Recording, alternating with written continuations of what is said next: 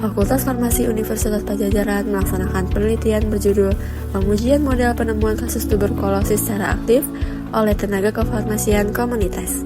Penelitian ini lahir dari kebutuhan untuk memperkuat deteksi dini tuberkulosis melalui kolaborasi apotek, puskesmas, dan pemangku kepentingan kesehatan lainnya.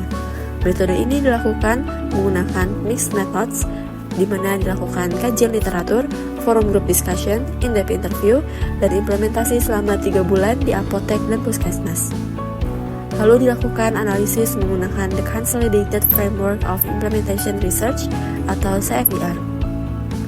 Pelaksanaan kegiatan ini mendapatkan dukungan penuh dari Kementerian Pendidikan, Kebudayaan, Riset, dan Teknologi Indonesia.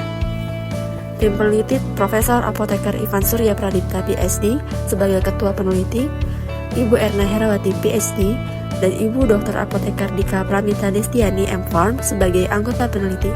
Penelitian ini dilaksanakan karena melihat keadaan tuberkulosis di Indonesia.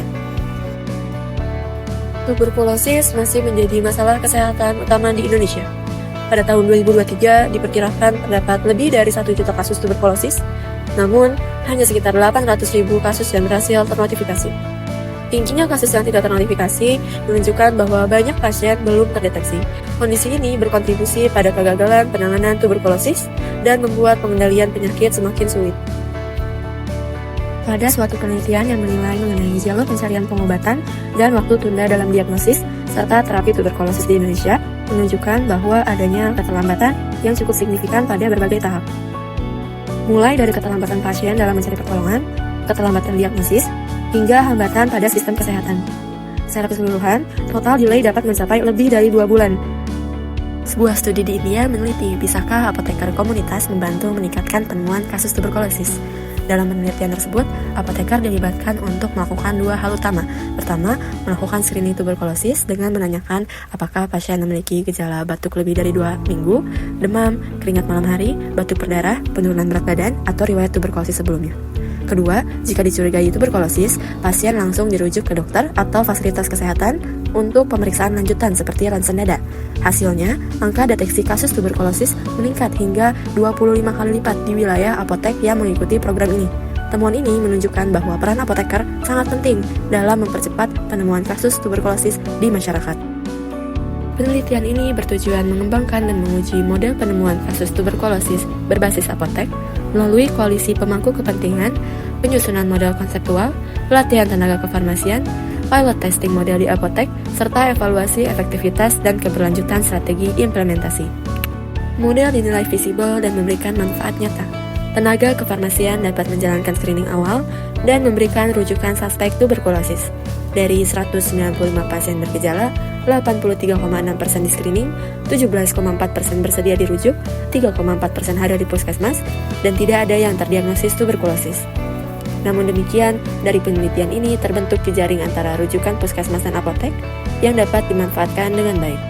Dalam berjalannya program, terdapat beberapa hambatan yang ditemui, yakni adanya keterbatasan waktu tenaga kefarmasian di apotek, stigma tuberkulosis di masyarakat, dan koordinasi antara apotek dan puskesmas yang belum optimal. Penting adanya strategi peningkatan koordinasi dan juga penguatan standar operasional prosedur dalam menjalankan program yang menjadi suatu langkah yang penting dilakukan.